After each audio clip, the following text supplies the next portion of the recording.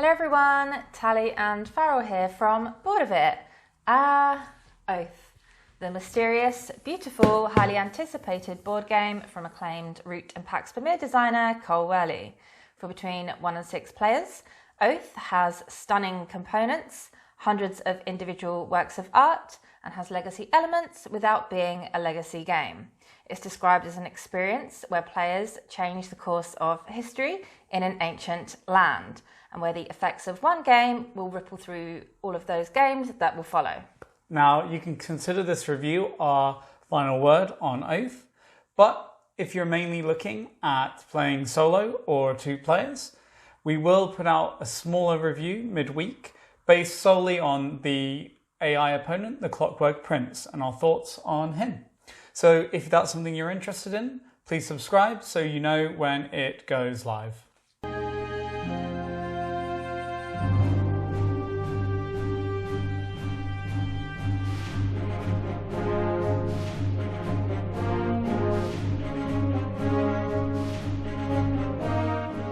Oath is a complex, opaque game, so this overview will in no way cover much of the nuance found here. The board is split into 3 regions, with each region having 2 or 3 sites, which are locations that players can interact with or control.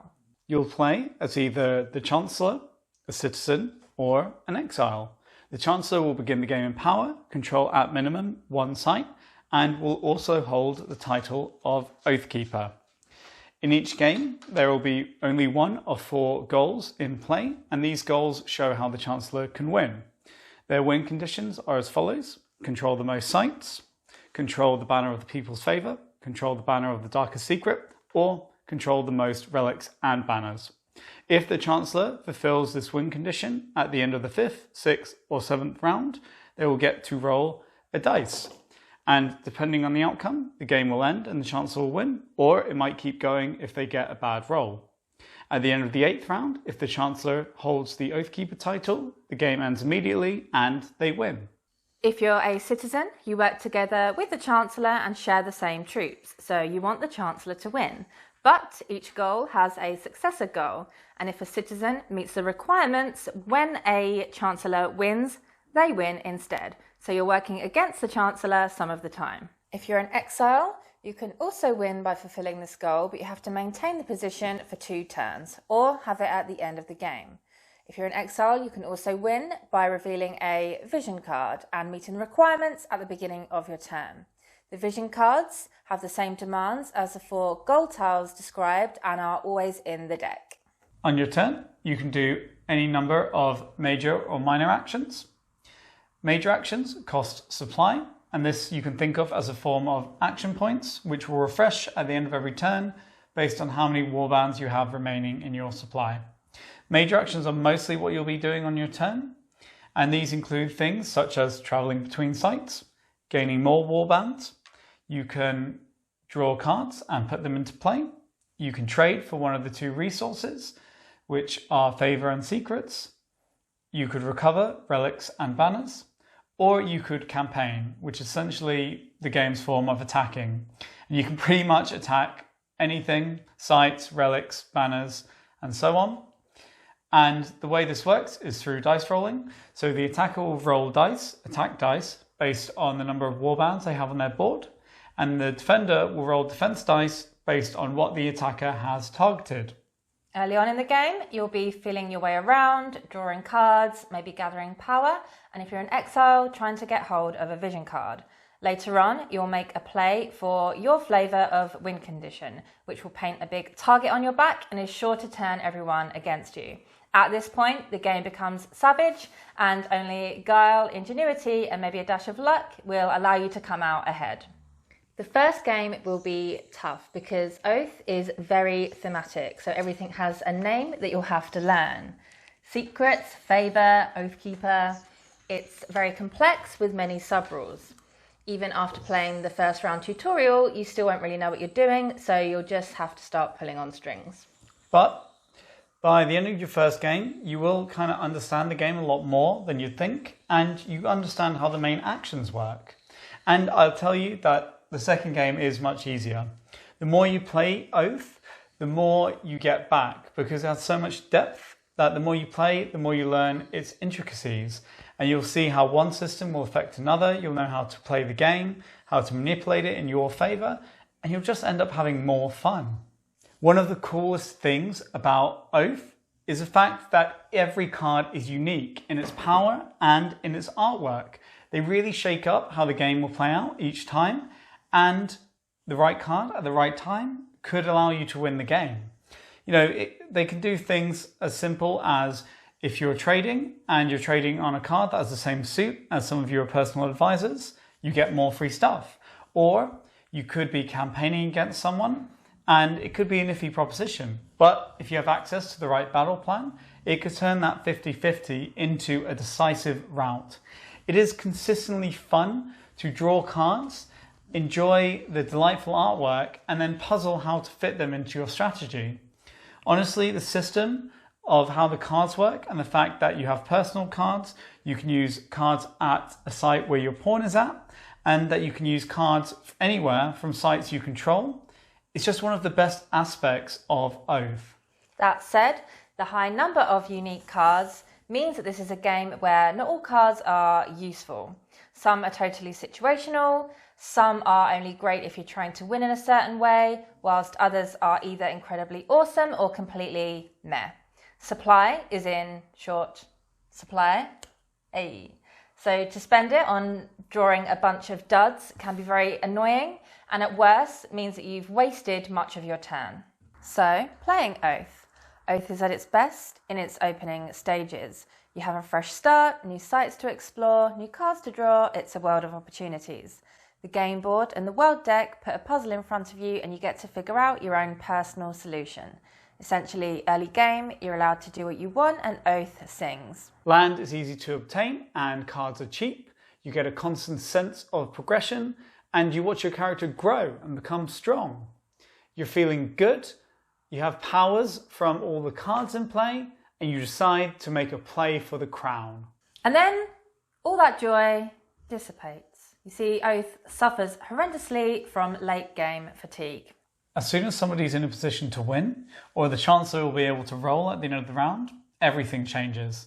It'll often feel like a totally different game. You see, some players essentially are going to have a not fun time and lose their turn, because they will be forced to spend all of their supply and their actions just stopping another player from winning, just so the game can keep going. Other players might get to advance their own goal, but they'll quickly find that the routes available to them are now very limited. Really, it just becomes very tough and tight and not in a particularly fun way. Oath has a closed economy, and by this point the banks are usually pretty empty, so players will struggle to trade and gain favour. Cards from the world deck are also by now very expensive, and the sites are usually filled up, so there's little opportunity to improve your standing through card play. You'll find yourself spending an entire turn's worth of supply on something that would have only cost 2 supply in the second round. Worse, the end of the game can often be anticlimactic. You see, sometimes a player will get in a position to win, and there's really nothing anyone can do about it. But you're all forced to play out an entire round before they can win. And often this will be the longest round of the game because everyone's trying to look for a miracle that will allow that not to happen. Or, even more commonly, you can find out that you're unable to win at all, and then you just have to play out the rest of the game. One example would be the dice roll for the Chancellor.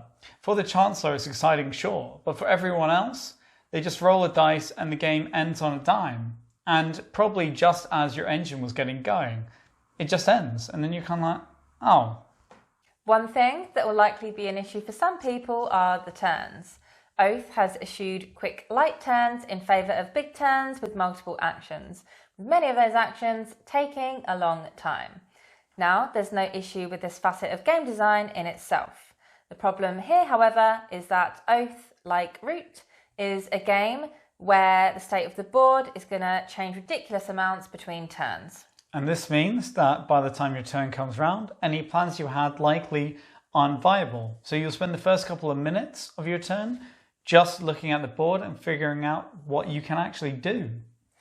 Then, late game, when things are tight, turns often become glacially slow because you don't want to make a mistake that will cost you the game.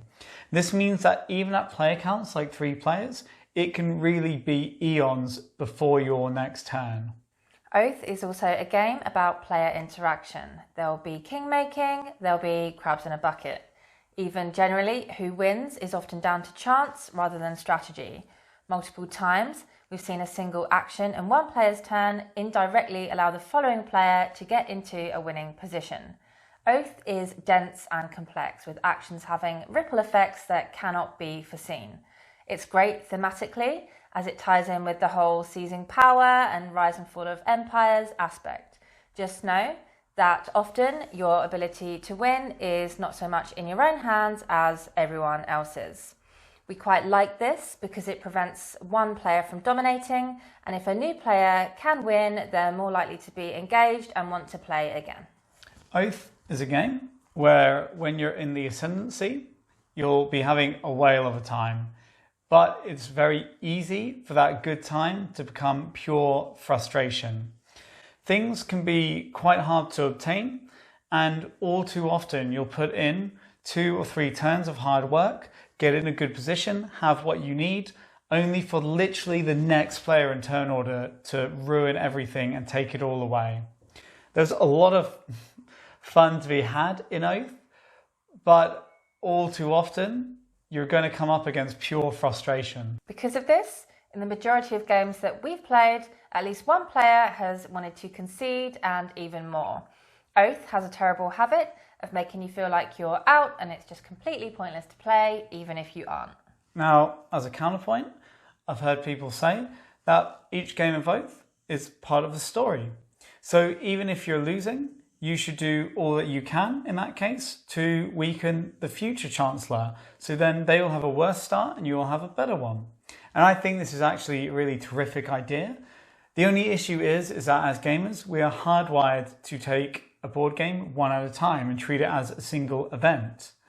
So if you're losing, it's very hard to keep your head up and keep invested in the game, even with that thought in mind. So who is Oath for? Coming on to player count. If you're only going to play at 2 or less, we can't recommend it. Whilst the Clockwork Prince is a great idea to welcome in a wider range of players, it has a tendency to break down. Or worse, it works and frustrates the other players by being too overpowered, and then it breaks down. At 3 players, there's a tendency for something to just be passed around in a circle with nobody ever getting closer to winning in the later game. At 4 players plus, this is where the game really shines, because more players means more routes to victory, more variety and more guile.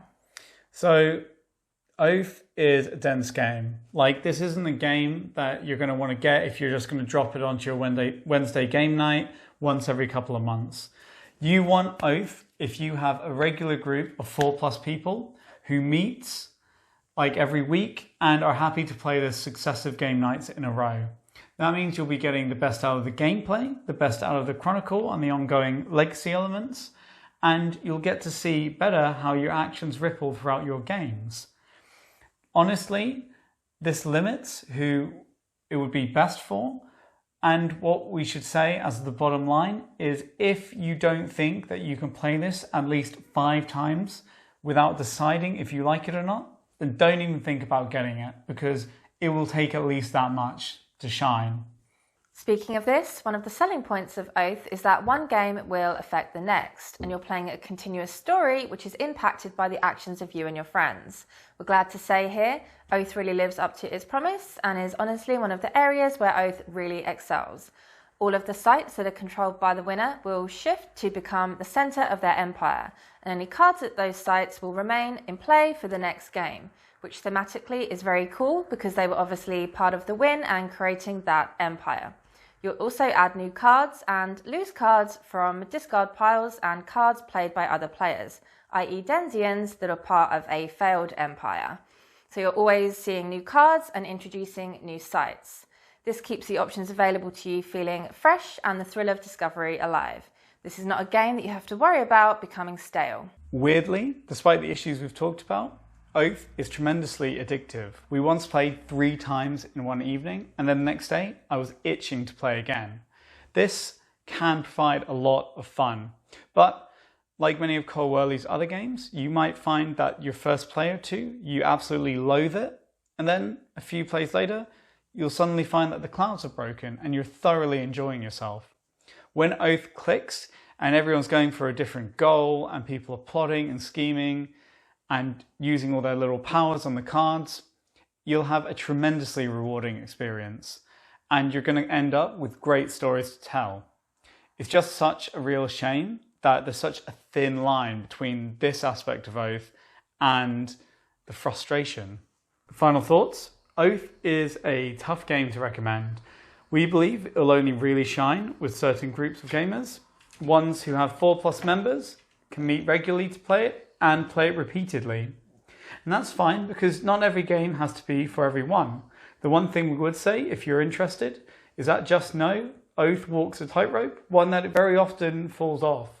It's all too easy for players to lose things they've spent a lot of time and effort to gain, or for people to end up in untenable positions through no bad play of their own. The mechanisms in play here aren't the issue, as they've been proven to work terrifically well in games like Innis or Kemet. It's just that in Oath, they can often lead to players feeling utterly frustrated. In the majority of our games, we've had at least one player who just wanted to concede, and we even have a friend who is refusing to play Oath at all now. That said, Oath is a beautiful, wonderful, addictive game that we always look forward to playing in the hopes that we'll create some interesting stories. We're sure that there are people who are going to love Oath and enjoy playing it with their group. We're just here to give our own opinion. If you enjoyed this video, we'd really appreciate it if you could give it a thumbs up. Please feel free to ask us about the game in the comments, and please subscribe to our channel if you're not already. Yes, we'd much appreciate it. Thanks for watching. Bye bye.